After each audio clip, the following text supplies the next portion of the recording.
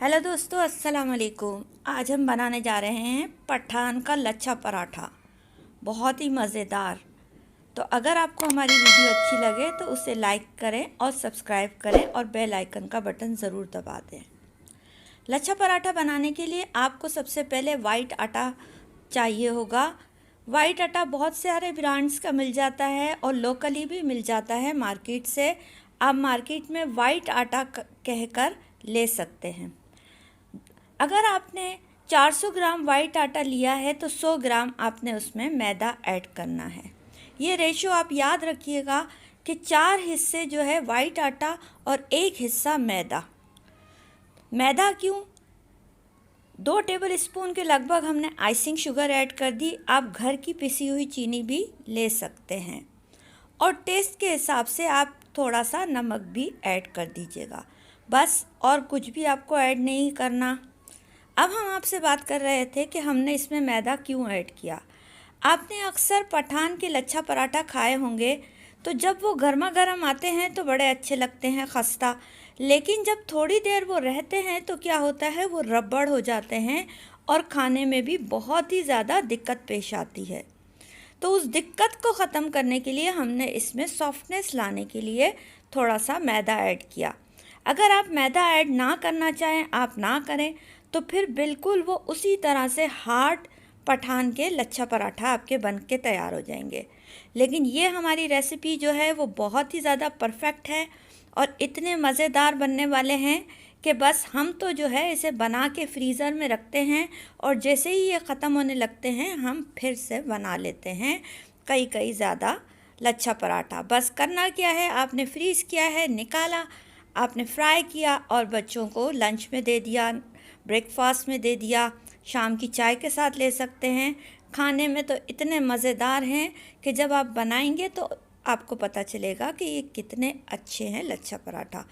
देखिए, इसे आटे की तरह नहीं गूँथना है, हमने सिर्फ आटे को इस पानी के साथ मिक्स कर रहे हैं। क्योंकि इसमें लच्छे बनने हैं इसलिए हम सिर्फ मिक्सिंग कर रहे हैं, इसे हम गूँथ नहीं रहे आटे की तरह से। थोड़ा थोड़ा सा पानी ऐड करते जाएंगे और इसे एक सॉफ्ट डो बनाने तक हम इसे मिक्स करते जाएंगे। तमाम खुश्क आटा जो है हमने अपने डो में मिक्स कर लेना है अच्छी तरह से। तो आटा हमारा अच्छे से मिक्स हो गया है, देख सकते हैं आप। कहीं कहीं से रह गया है खुश्क आटा, तो उसे भी हम उठा के मिक्स कर लेंगे और इकट्ठा कर लेंगे। तो आप देखिए कि कितना सॉफ्ट आटा है, बहुत ज़्यादा सॉफ्ट भी नहीं और बहुत ज़्यादा हार्ड भी नहीं। घर की जो रोटी होती है बस आप उसी तरह का आटा गूँथेंगे। अब आपने क्या करना है, इसे ढक्कन ढक के आधे घंटे के लिए रख देना है। आधे घंटे के बाद आपने क्या करना है कि डो को लेना है और लेने के बाद आपने इसके छोटे छोटे से पेड़े कट कर लेने हैं। पेड़े आप इसके कट कर लेंगे तमाम आटे के।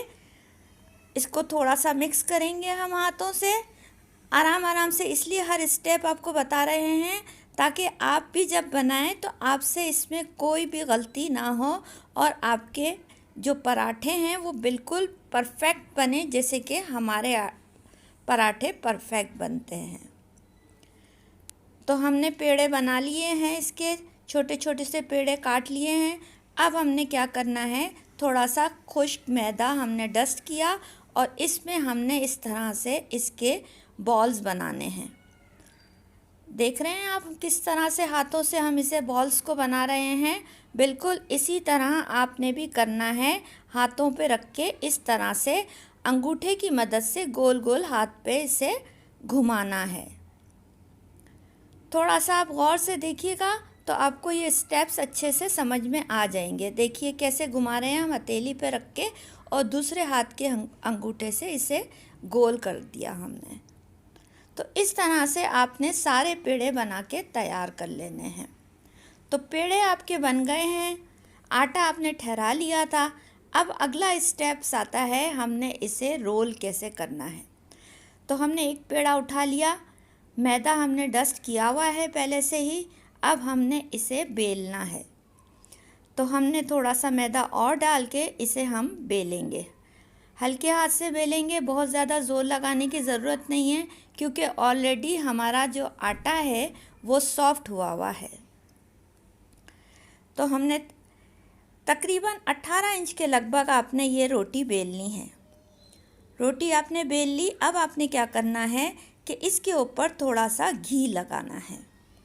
घी आपने हाथ से मल के लगाना है इसके ऊपर थोड़ा सा। और इसके बाद आपने क्या करना है, इसका एक किनारा जो है वो पकड़ना है। पकड़ लिया आपने किनारा। पकड़ने के बाद आपने दूसरे हाथ से इसे इस तरह से स्ट्रेच किया और इस तरह से 2-3 दफ़ा इसे पटका और फिर 2 फिंगर्स पर रख कर आपने ऊपर से नीचे की तरफ फोल्डिंग करनी है। देख रहे हैं आप, जो लास्ट वाला पोर्शन आपका बच गया उसे आपने नीचे की तरफ अंदर की तरफ घुमा लेना है। तो ये आपका, इसे कुछ दबाना नहीं है, कुछ नहीं करना। ये आपका एक पेड़ा बन के तैयार हो गया। एक और बना के आपको बताते हैं। इसी तरह से मैदा हमने डस्ट कर लिया। बेल के हम इसे थोड़ा सा बड़ा करेंगे 18 इंच के लगभग। अगर कोई कचरा वगैरह आ जाता है बाज़ दफ़ा तो आपने उसे हटा लेना है और इसे बेल के तकरीबन 18 इंच के लगभग आपने एक या फिर एक चपाती के साइज़ के लगभग आपने इसे बेलना है। उसी तरह से घी आपने इस पे थोड़ा सा लगाना है और इसके बाद इसका एक किनारा पकड़ के आपने इस तरह से इसे दूसरे हाथ से थोड़ा सा स्ट्रेच करके पटकना है। 2 से 3 दफ़ा पटकने से ही ये लंबा हो जाएगा। 2 फिंगर्स पे रख के आपने इस तरह से इसे फोल्ड करते हुए ऊपर से नीचे की तरफ जाना है। देख रहे हैं आप हमारी फोल्डिंग। और फिर जो लास्ट पार्ट है इसको आपने अंदर की तरफ घुमा लेना है। इस तरह से आपने सारे पेड़े बना के तैयार कर लेने हैं। तो हमने तमाम पेड़े बना लिए हैं, इसके रेडी हो गए हैं। लेकिन अब हम इन पेड़ों को भी रेस्ट के लिए आधे घंटे के लिए किसी हॉट जगह पे रखते हैं। अवन में रख दिया, कहीं भी रख सकते हैं। उसके बाद रोटी बेलनी है और बस इस तरह से तवे पे आपने इसे फ्राई करना है। तो रोटी हमारी फ्राई हो रही है, थोड़ा थोड़ा सा घी डाल के हमने फ्राई करनी है।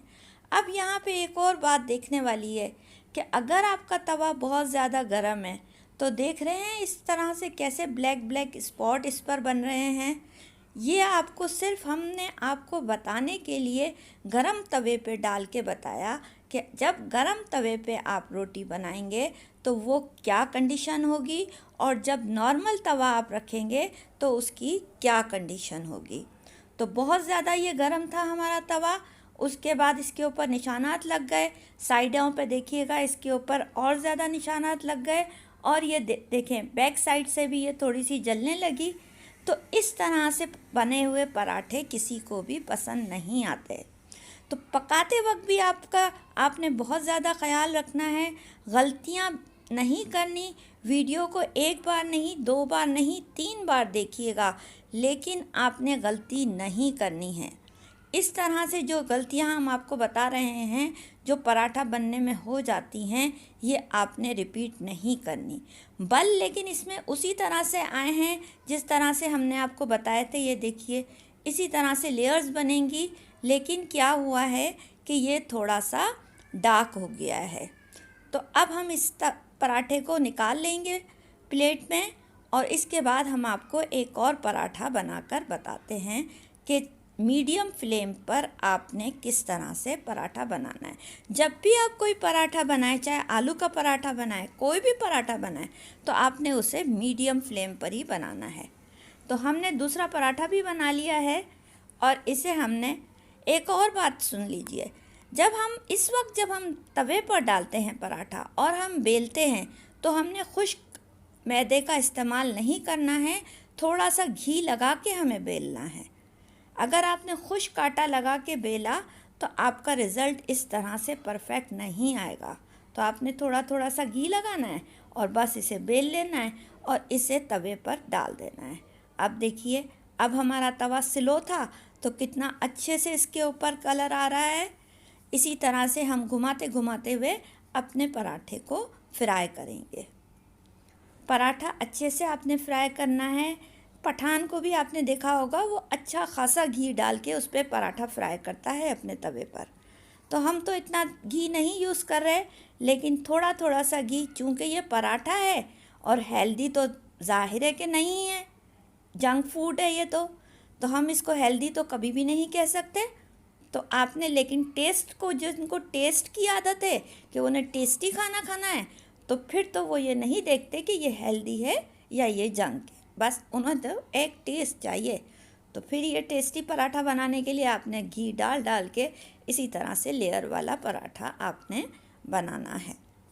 तो तमाम लेयर्स जब आप पराठा बना लेंगे तो वो खुल के अलग हो जाएंगी, और फिर क्या है, खाने में तो वैसे ही ये बड़ा मज़ेदार है।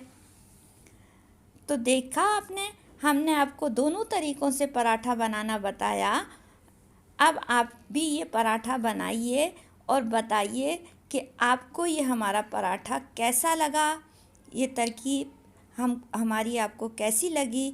हमारा मकसद है आपको आसान रेसिपीज़ सिखाना, और ताकि आपका टाइम भी बचे और आपका रिज़ल्ट भी परफेक्ट आए। तो फिर बनाइए और बताइए कि आपको ये रेसिपी कैसी लगी। Thank you for watching. और बताइए हम और क्या आपको सिखाएं।